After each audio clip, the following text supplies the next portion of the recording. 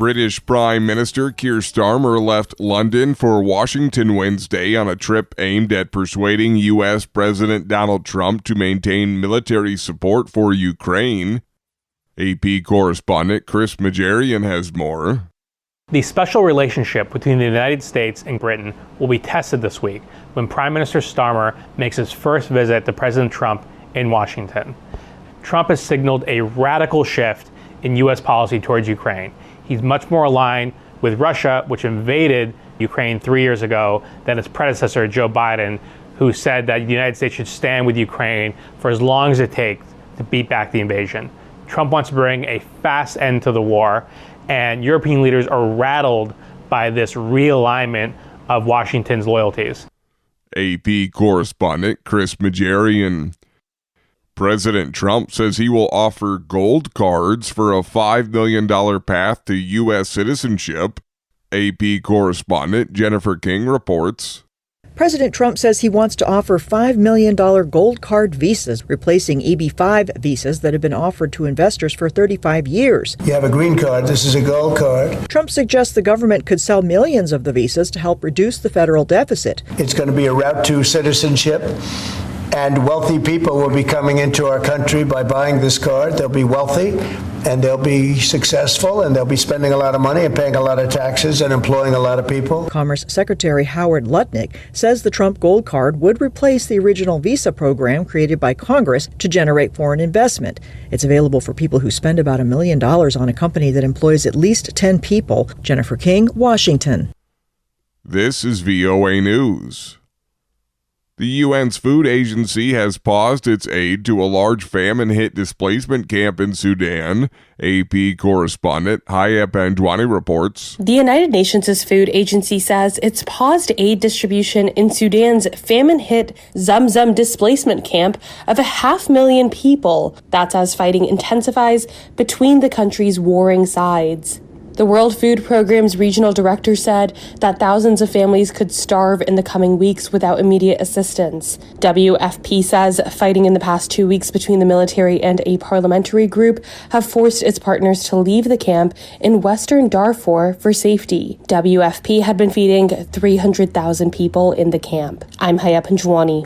Nutritional supplements that were stolen from foreign aid programs are being sold on streets in the Democratic Republic of Congo. Reuters correspondent Alice Rizzo reports.